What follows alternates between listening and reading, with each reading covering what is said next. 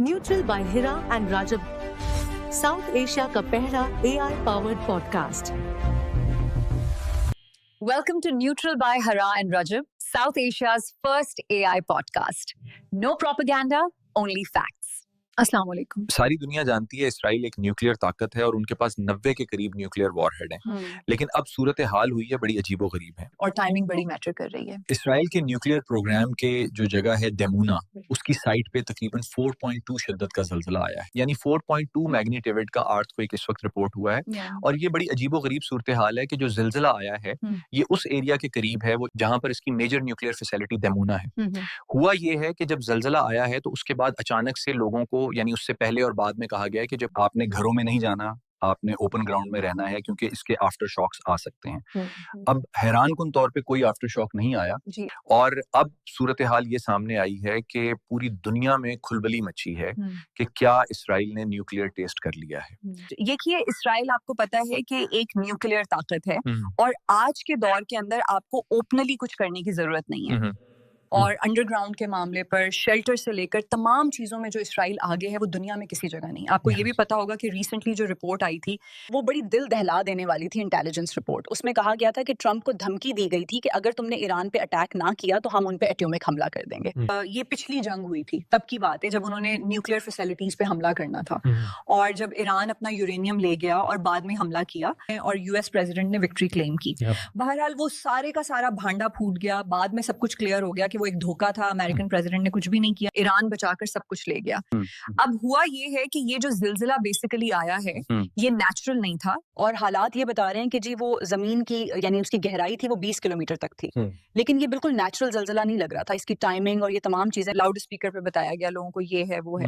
और लोग बड़ा हैरान थे कि जब ईरान के अंदर इतनी तबाही है, ये जंग होने वाली है, अचानक तब जिलजिले का आना है। और इस वक्त सारी दुनिया के अंदर लोग देख रहे हैं, वो कह रहे हैं कि असल में हुआ ये है कि इसराइल ने, उन्होंने शेल्टर्स ओपन कर दिए हैं और उनके मोबाइल्स पर मैसेजेस जा रहे हैं कि आप जंग के लिए तैयार रहें, आपको तैयारी करनी है, किसी भी वक्त कुछ भी हो सकता है। उस दौरान इसराइली ये कह रहे हैं कि हमें ये लग रहा है कि ये बेसिकली उन्होंने टेस्ट किया है, क्योंकि वो ताकत होती है जब आप टेस्ट करते हैं, क्योंकि आपने दोबारा जब हमला करना होता है तो उसके लिए आपको पहले एक टेस्ट करना पड़ता है ताकि आपको पता चले कि आपकी तैयारी पूरी है।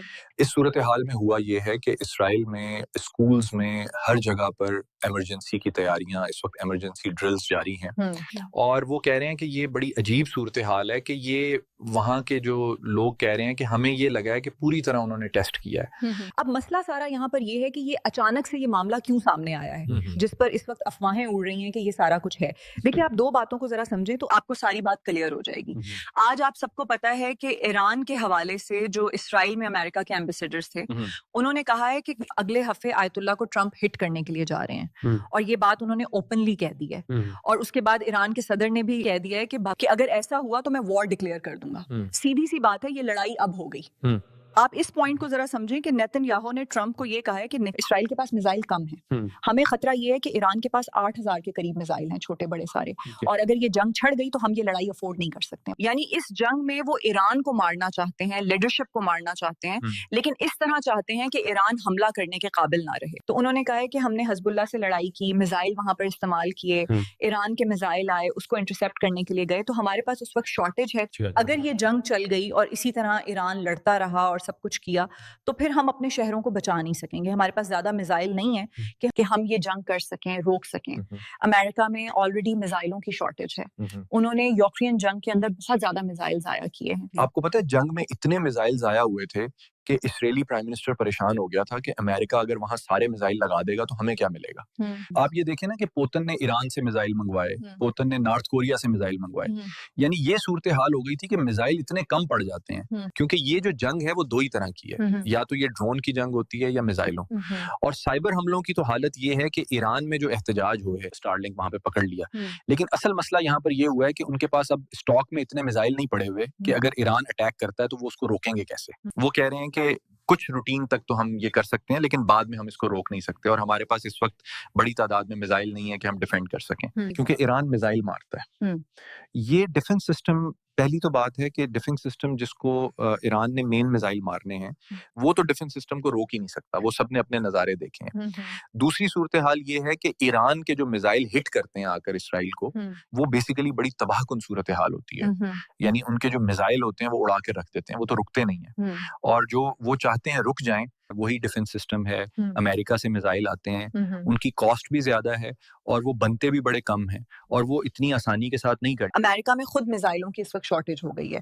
अब इस सूरत हाल में सबसे बड़ी डिस्कशन ये जारी है कि आयरन डॉम, ड्यूड स्लिंग और ये आयरन बीम, ये वो सारे ये कैसे करेंगे, ये बैलिस्टिक मिसाइल को गिराएंगे, हम लोग किस तरह ड्रोन्स को गिरा सकते हैं। इसराइल ने कहा है कि हमारे पास अभी ऐसी सूरत हाल नहीं है कि हम बड़ी कामयाबी के साथ करें।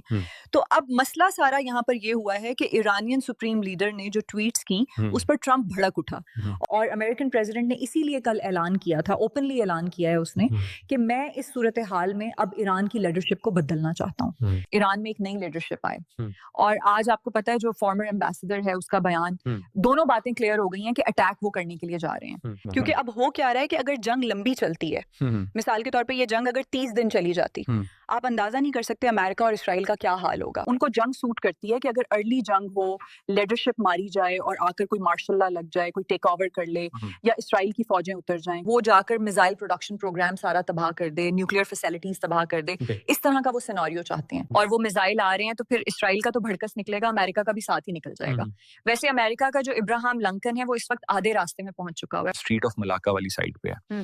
तो अगर वो यहाँ तक पहुंच गया है तो आप फिर अंदाजा लगा सकते हैं कि वो कहाँ तक आगे जा सकता है। यानी अगले चंद दिनों में वो लैंड कर जाएगा और उसके साथ बाकी सारे बम्बर्स और ये सब कुछ भी अटैक करने के लिए इस वक्त तैयार हैं। तो ये जो सूरत हाल इस वक्त पैदा हो रही है, ये अमेरिका के लिए खतरनाक है, इसराइल के लिए।